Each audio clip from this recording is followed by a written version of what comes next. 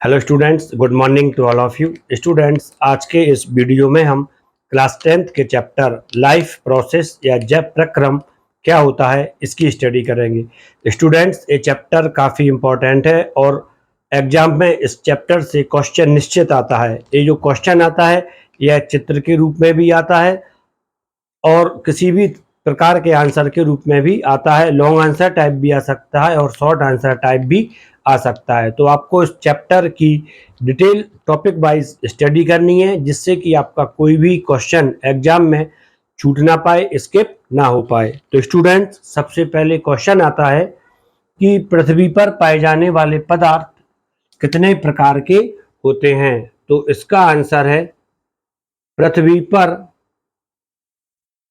मुख्यतः 3 प्रकार के पदार्थ या मैटर पाए जाते हैं और ये मैटर होते हैं। नंबर 1, सजीव या लिविंग बीइंग। पहला पदार्थ होता है सजीव या लिविंग बीइंग। दूसरा होता है निर्जीव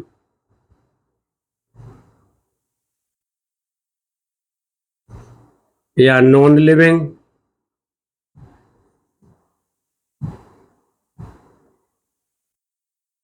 और तीसरा होता है डेड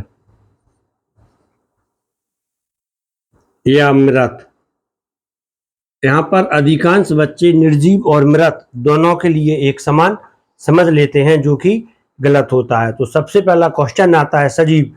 सजीव किसे कहते हैं? तो स्टूडेंट्स, हम जानते हैं कि जब हम सजीवों के गुण पढ़ते हैं या जब हम सजीवों के गुणों के बारे में अध्ययन करते हैं तो हम जानते हैं कि कुछ गुण ऐसे होते हैं जो सजीवों में पाए जाते हैं। तो क्लियर है, ऐसे पदार्थ जिनमें सजीवों के गुण पाए जाते हैं वो सजीव कहलाते हैं। प्रमुख गुण कौन कौन से होते हैं सजीवों के? वृद्धि, जनन, उत्तेजनशीलता, उत्सर्जन इत्यादि जो गुण सजीवों के होते हैं और जिनमें ये सारे गुण पाए जाते हैं ऐसे पदार्थ सजीव कहलाते हैं। सजीव किसे कहेंगे?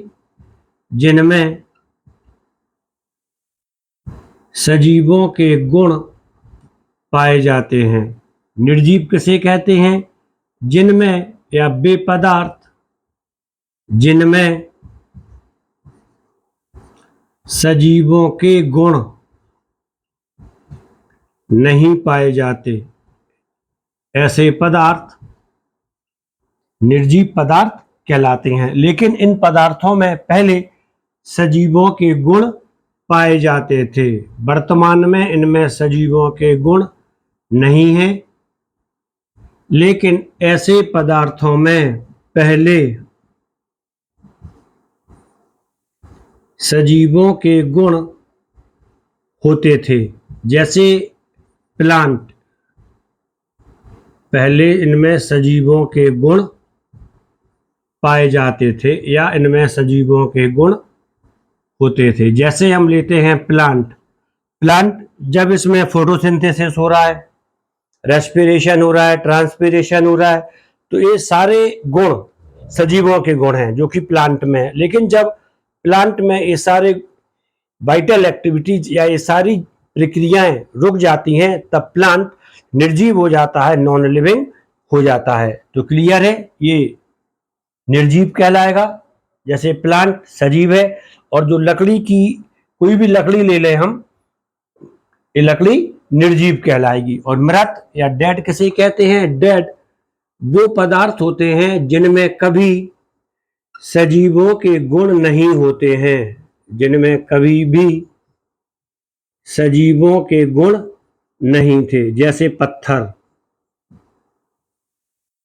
जिनमें कभी भी सजीवों के गुण नहीं होते थे, वो कहलाते थे डेड या मृत। एग्जाम्पल स्टोन या पत्थर। सजीवों में दोनों चीजें आ जाती हैं, जंतु और पादप। एनिमल और प्लांट ये सजीव है। ए फॉर एनिमल और पी फॉर प्लांट, एनिमल और प्लांट ये दोनों सजीव है। निर्जीव, निर्जीव किसे कहेंगे? वुड या लकड़ी निर्जीव है, क्योंकि इसमें पहले जीवन पाया जाता था, अब इसमें जीवन नहीं पाया जाता है। डेड या मृत ये पत्थर कहलाता है। तो स्टूडेंट्स अभी आपने सजीव, निर्जीव और मृत इन तीनों में क्या डिफरेंस है ये आपने इसको समझ लिया है। इसके बाद क्वेश्चन आता है कि जैव प्रक्रम क्या होता है। जैव प्रक्रम किसे कहते हैं या लाइफ प्रोसेस किसे कहते हैं? तो स्टूडेंट्स हम जैव प्रक्रम या लाइफ प्रोसेस की डेफिनेशन सिंपल वर्ड्स में आसानी से समझ सकते हैं। इसके लिए हम सबसे पहले लिखते हैं जैव प्रक्रम। जैव, जैव का मतलब होता है सजीव, तो यहां पर हम लिख सकते हैं जैव के नीचे सजीव। अब हम यहां से शुरू करते हैं। सजीवों में होने वाले समस्त प्रक्रम या प्रक्रियाओं को, सजीवों में होने वाले समस्त प्रक्रम या प्रक्रियाओं को जैव प्रक्रम कहते हैं। ये जैव प्रक्रम की पहली परिभाषा बन जाती है।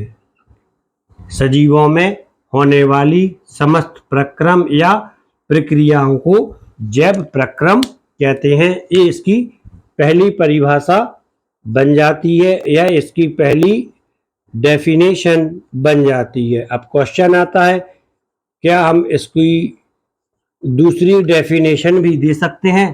तो इसका आंसर है हाँ, हम जैव प्रक्रम के लिए दूसरे प्रकार से भी डिफाइन कर सकते हैं। अब जो ये प्रक्रियाएं होती हैं सजीवों में, ये किस लिए होती हैं? ये प्रक्रियाएं जीवों का अस्तित्व बनाए रखने के लिए होती हैं। सजीवों में जो प्रक्रियाएं होती हैं वह सजीवों के अस्तित्व को बनाए रखती हैं, अर्थात सजीवों का अनुरक्षण करती हैं। तो इसी अनुरक्षण के आधार पर हम जैव प्रक्रम की परिभाषा दे सकते हैं। वे सभी प्रक्रम जो अनुरक्षण का कार्य करते हैं। सजीवों में होने वाले वे सभी प्रक्रम जो अनुरक्षण का कार्य करते हैं जैव प्रक्रम कहलाते हैं। जो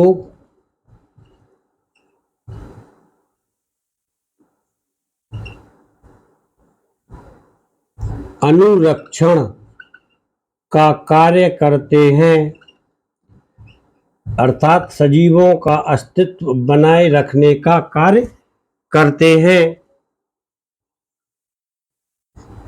जैव प्रक्रम कहलाते हैं या लाइफ प्रोसेस कहलाते हैं। जैव प्रक्रम मुख्यतः सजीवों के गुण होते हैं। जो गुण सजीवों में पाए जाते हैं उन्हें ही हम सम्मिलित रूप से जैव प्रक्रम कह देते हैं। जैव प्रक्रम कहलाते हैं। जैव प्रक्रम मुख्यतः, यह मुख्यतः सजीवों में, ये तो हो ही गया, जैव प्रक्रम कहलाते हैं। क्लियर है? अनुरक्षण में जो प्रक्रम आते हैं वो मुख्यतः होते हैं सजीवों के गुण। जो सजीवों के गुण हैं वही जैव प्रक्रम होते हैं। जैसे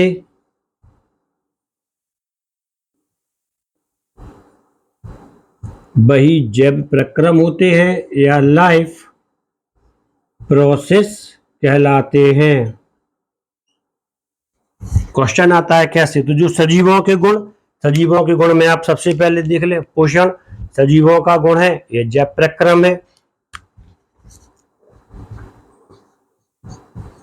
पोषण या न्यूट्रिशन सजीवों का गुण है।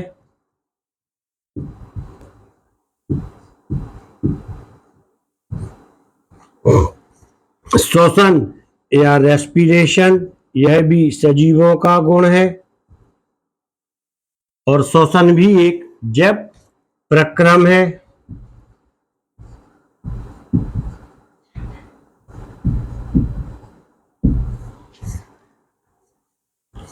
उत्सर्जन या एक्सक्रीशन,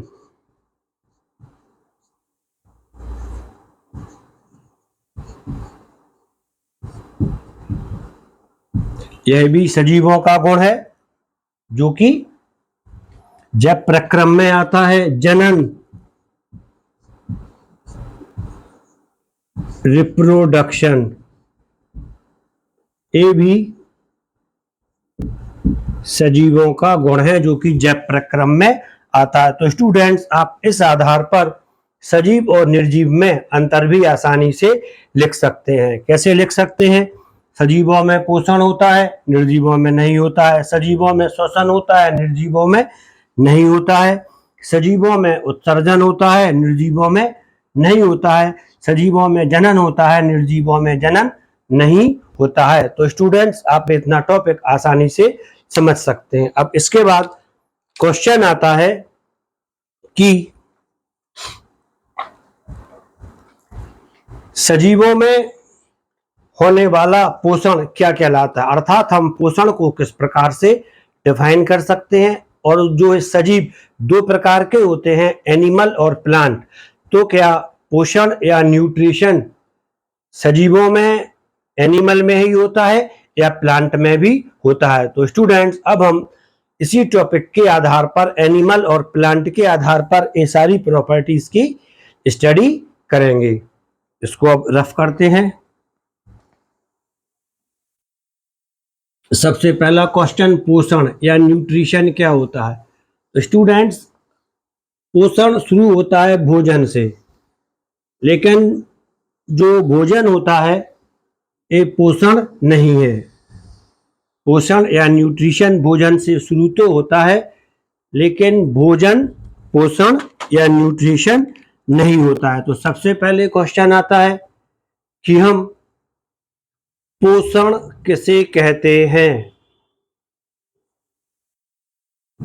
भोज्य पदार्थ जो हम खाते हैं, भोज्य पदार्थों को विभिन्न प्रक्रियाओं के द्वारा शरीर में उपयोग लाने योग्य अवस्थाओं में बदलना और इसके दौरान जो ऊर्जा उत्पन्न होती है उसे शरीर की विभिन्न जैव क्रियाओं में प्रयोग में लाना पोषण कहलाता है। पोषण किसे कहेंगे?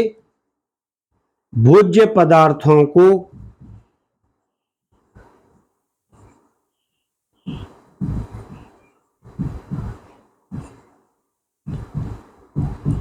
शरीर में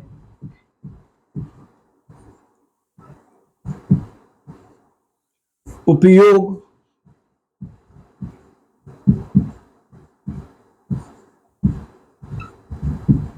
में लाने योग्य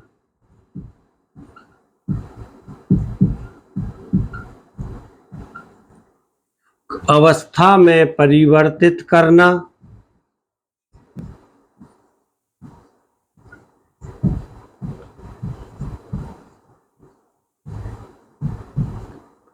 परिवर्तित करना एवं इस दौरान, इस प्रक्रिया के दौरान एवं इस दौरान उत्पन्न होने वाली ऊर्जा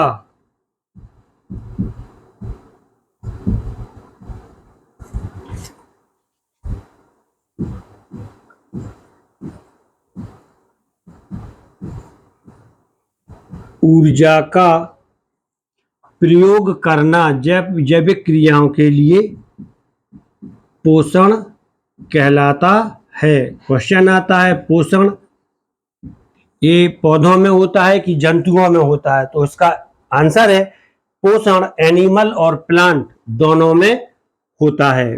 कैसे होता है, एनिमल में कैसे होता है और प्लांट में कैसे होता है? तो जो पोषण एनिमल में होता है, जंतुओं में होता है, इसके लिए एनिमल्स में एक विकसित पाचन तंत्र होता है, डाइजेस्टिव सिस्टम होता है। एनिमल में पोषण के लिए पाचन तंत्र होता है, लेकिन जो प्लांट होते हैं, प्लांट में डाइजेस्टिव सिस्टम नहीं होता है। प्लांट में जो पोषण होता है वह मुख्यतः फोटोसिंथेसिस के द्वारा होता है, प्रकाश संश्लेषण के द्वारा होता है। और फोटोसिंथेसिस के लिए प्लांट में मुख्यतः क्लोरोफिल पाया जाता है। क्लोरोफिल पाया जाता है, जिसके कारण पौधे हरे रंग के दिखाई देते हैं। और एनिमल में पोषण के लिए पाचन तंत्र होता है। इसके बाद क्वेश्चन आता है श्वसन। श्वसन किसे कहते हैं?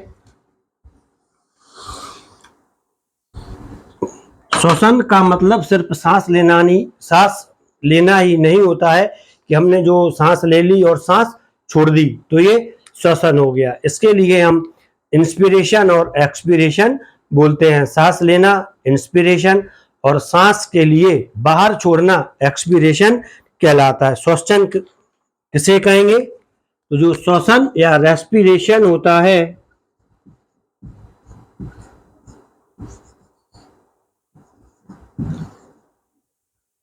श्वसन या रेस्पिरेशन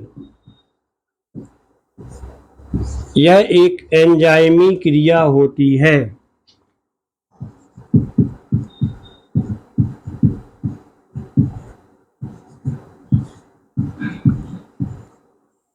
जिसमें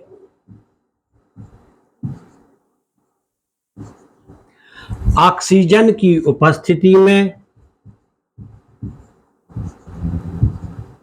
या अनुपस्थिति में, जब श्वसन ऑक्सीजन की उपस्थिति में होता है तब इसे ऑक्सीश्वसन कहते हैं, और जब यह श्वसन ऑक्सीजन की अनुपस्थिति में होता है तब इसे अनॉक्सीश्वसन कहते हैं, एनएरोबिक रेस्पिरेशन कहते हैं। तो आपको ये भी ज्ञात होना चाहिए कि श्वसन ऑक्सीजन की उपस्थिति में भी हो सकता है और ऑक्सीजन की अनुपस्थिति में भी हो सकता है। ये आपका कॉन्सेप्ट क्लियर होना चाहिए। इसके बाद जिसमें ऑक्सीजन की उपस्थिति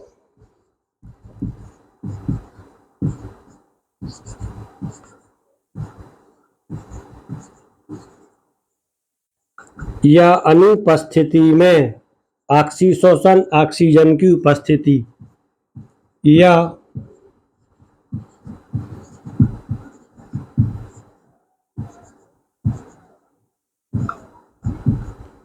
अनुपस्थिति में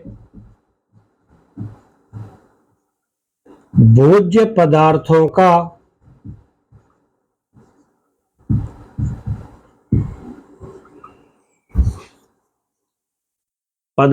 का ऑक्सीकरण होता है।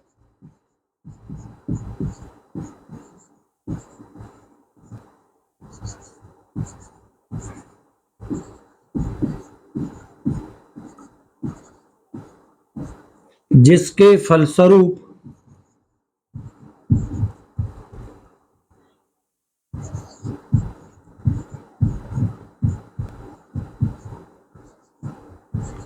ऊर्जा उत्पन्न होती है। ये श्वसन की परिभाषा हो जाती है और यह ऊर्जा जैविक क्रियाओं में प्रयोग में लाई जाती है। पोषण से भी ऊर्जा उत्पन्न होती है और श्वसन से भी। पोषण मुख्यतः भोज्य पदार्थों को शरीर में खपने योग्य यूजेबल कंडीशन में बदलना कहलाता है, और जिसमें ऊर्जा उत्पन्न होती है पचे हुए भोज्य पदार्थों से वह श्वसन होता है। फलस्वरूप ऊर्जा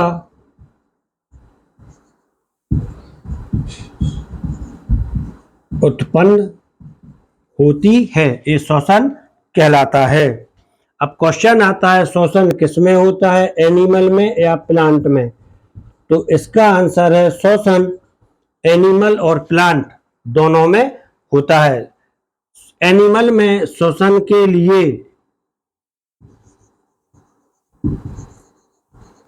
श्वसन तंत्र पाया जाता है। यह श्वसन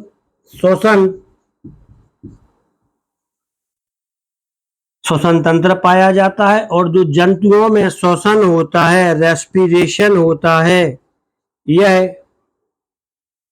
त्वचा के द्वारा होता है मेंढक में, गिल्स के द्वारा होता है मछलियों में, और लंग्स या फेफड़ों के द्वारा स्थलीय जीवों में होता है। किसी भी तरह से श्वसन हो सकता है जो कि विकसित श्वसन तंत्र में आता है। इसके बाद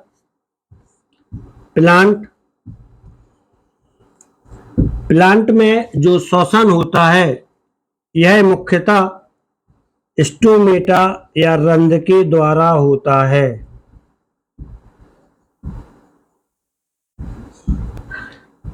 स्टोमेटा के अलावा इसमें लेंटिकल भी पाए जाते हैं जिससे कि श्वसन होता है। स्टोमेटा या रंध्र के द्वारा श्वसन होता है। इससे गैसीय पदार्थों का एक्सचेंज होता है वातावरण के साथ, और इसी स्टोमेटा के द्वारा ट्रांसपीरेशन भी होता है, लॉस ऑफ वाटर का या जल का जल वाष्प के रूप में पौधे से बाहर निकलना बाष्पोत्सर्जन कहलाता है, जिसे हम उत्सर्जन मान सकते हैं या उत्सर्जन कह सकते हैं। और ये जो श्वसन होता है प्लांट में, ये भी दो प्रकार का होता है, ऑक्सी श्वसन और अनाक्सी श्वसन। इसकी डिटेल स्टडी हम आगे करेंगे। ऑक्सी श्वसन ऑक्सीजन की उपस्थिति में होगा, और जो अनाक्सी श्वसन है ये ऑक्सीजन की अनुपस्थिति में होगा। अन का मतलब है अनुपस्थित, ऑक्सी माने ऑक्सीजन, अर्थात वह श्वसन जिसमें ऑक्सीजन अनुपस्थित होती है अनाक्सी श्वसन कहलाता है। तो स्टूडेंट्स, अभी आपने पोषण और श्वसन एनिमल और प्लांट के संदर्भ में स्टडी कर ली है। इसके बाद जो थर्ड पॉइंट आता है वह आता है परिवहन।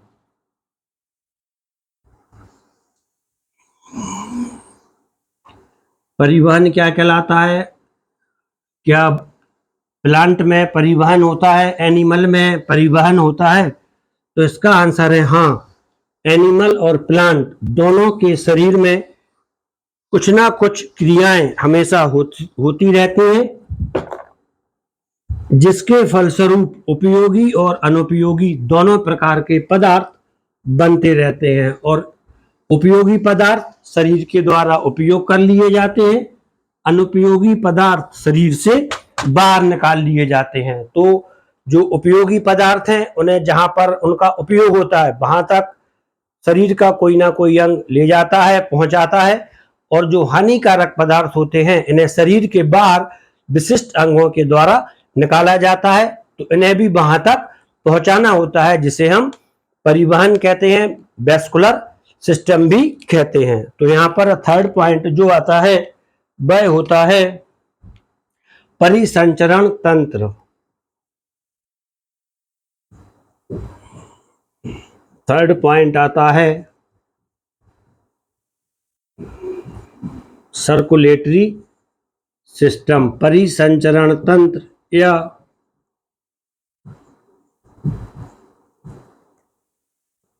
Circulatory system.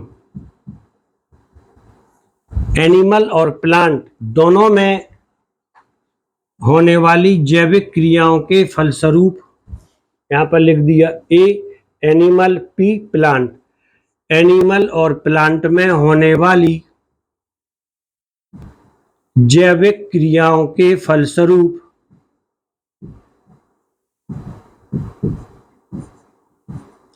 इनमें उपयोगी यूजफुल एवं अनुपयोगी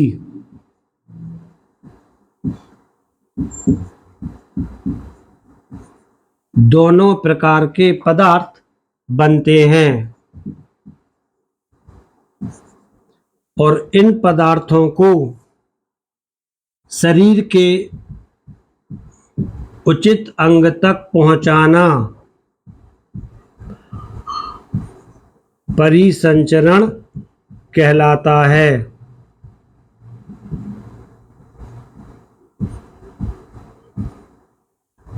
उचित अंग संपूर्ण शरीर में पहुंचाना परिसंचरण कहलाता है। अब क्वेश्चन आता है, यह परिसंचरण या सर्कुलेशन एनिमल में होता है या प्लांट्स में होता है? तो इसका आंसर आप खुद समझें कि प्लांट जो वाटर का एब्जॉर्प्शन, जल का अवशोषण जड़ों के द्वारा करते हैं, यह पूरे शरीर में फैल जाता है। तो क्लियर है, प्लांट में कोई ना कोई पार्ट ऐसा होता है जो जड़ों के द्वारा अवशोषित होने वाले पदार्थ को संपूर्ण प्लांट में फैला देता है। पत्तियों में जहाँ पे हरा रंग होता है वहां पर प्रकाश संश्लेषण होती है, वहां पर भोजन बनता है और यह भोजन पौधे के शरीर के सभी कोशिकाओं तक पहुंच जाता है। तो क्लियर हो जाता है कि पौधों में परिसंचरण होता है और ये जो परिसंचरण होता है जल का और भोजन का, यह मुख्यतः विसरण के द्वारा और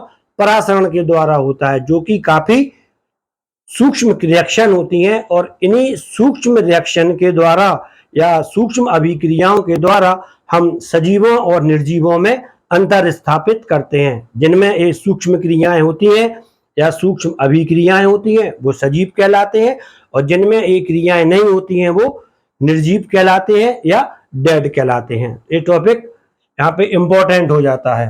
परिसंचरण, अब एनिमल में कैसे होता है परिसंचरण या सर्कुलेशन?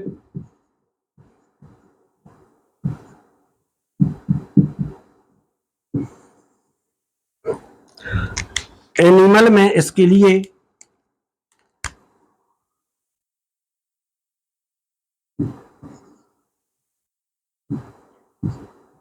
सर्कुलेटरी सिस्टम पाया जाता है, परिसंचरण तंत्र पाया जाता है।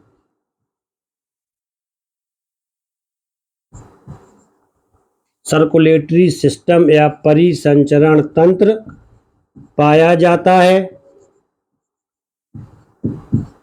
और इस परिसंचरण तंत्र में मुख्यतः ब्लड आता है, रक्त आता है,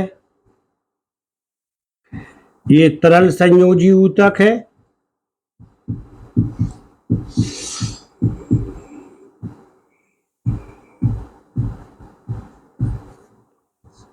और लसिका या लिम्फ आता है, जिसके द्वारा परिसंचरण होता है। उपयोगी पदार्थों को सही जगह पर ले जाया जाता है, हानिकारक पदार्थों को उत्सर्जी अंगों तक ले जाया जाता है जहां पर ये शरीर के बाहर निकाल दिए जाते हैं। और प्लांट में या पौधों में सर्कुलेशन के लिए, परिसंचरण के लिए संवहन बंडल होता है, वेस्कुलर बंडल होता है और इस संवहन बंडल में जाइलम और फ्लोएम होते हैं। या आप यहां भी समझ लो शॉर्ट में, सर्कुलेशन के लिए जाइलम और फ्लोएम होते हैं। जाइलम आप इस तरह से लिखेंगे, जाइलम, और फ्लोएम इस तरह से लिखेंगे, फ्लोएम। तो जाइलम के द्वारा पौधों में मुख्यतः जा से जल या वाटर का ट्रांसपोर्टेशन होता है और फ्लोएम एफ, इससे फ्लोएम के द्वारा फूड या भोजन का ट्रांसपोर्टेशन होता है। तो ये परिसंचरण हो जाता है। इसके बाद नेक्स्ट टॉपिक इसमें आता है सजीवों का। नेक्स्ट इसमें जो लक्षण आता है वह आता है उत्सर्जन। क्या पौधों में उत्सर्जन होता है? तो इस आंसर में बच्चे कई बार कंफ्यूज हो जाते हैं कि पौधों में उत्सर्जन कहाँ से होता है। तो इसका आंसर है पौधों में उत्सर्जन या एक्सक्रीशन होता है, और पौधों में भी कई उत्सर्जी पदार्थ होते हैं। उत्सर्जन या एक्सक्रीशन, उत्सर्जन या एक्सक्रीशन किसे कहते हैं? हानिकारक पदार्थों को बाहर निकालना, सजीवों के द्वारा हानिकारक पदार्थों को शरीर के बाहर निकालना उत्सर्जन कहलाता है। हानिकारक पदार्थों को शरीर के बाहर निकालना उत्सर्जन कहलाता है।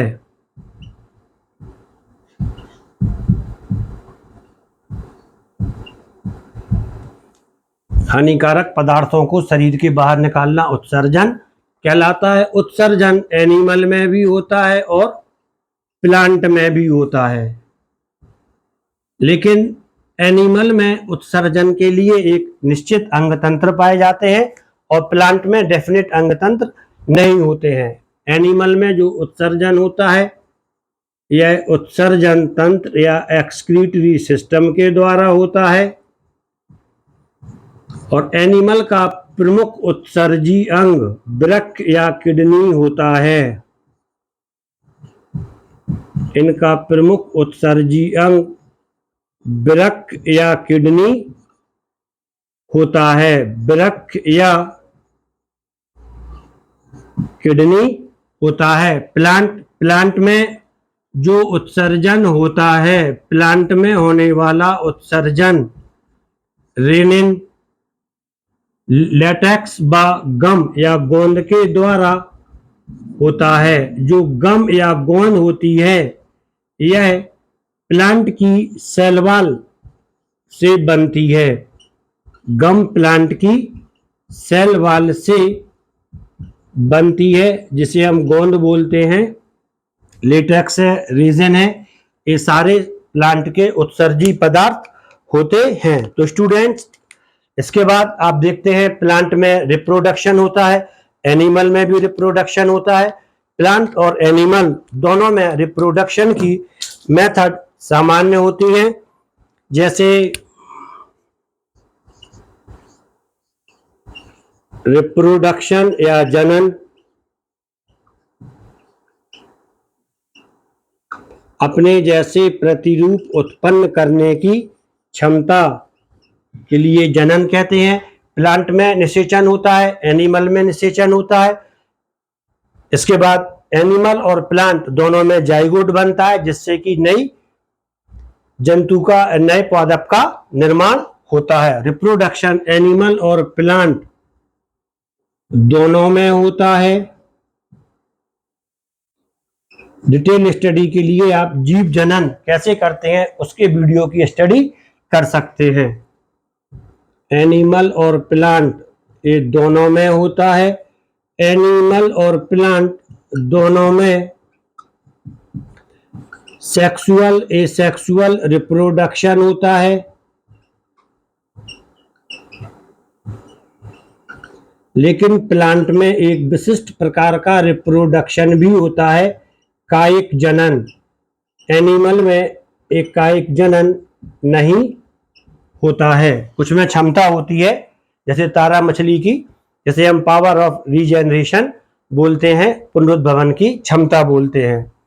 तो यहाँ पे आपने एनिमल और प्लांट में जो मूल डिफरेंस होता है, जो उनमें इम्पोर्टेंस होता है जैव प्रक्रम का, उसकी कंपैरेटिव स्टडी कर ली है। इसके साथ साथ आपके एनिमल और प्लांट में जो डिफरेंस और जो सिमिलरिटीज है उसकी भी स्टडी हो जाती है। अब यहाँ पर क्वेश्चन आता है कि जो एक कोशिकीय जीव हैं, एक कोशिकीय जीव में ये सारी प्रक्रियाएं होती हैं या नहीं होती हैं?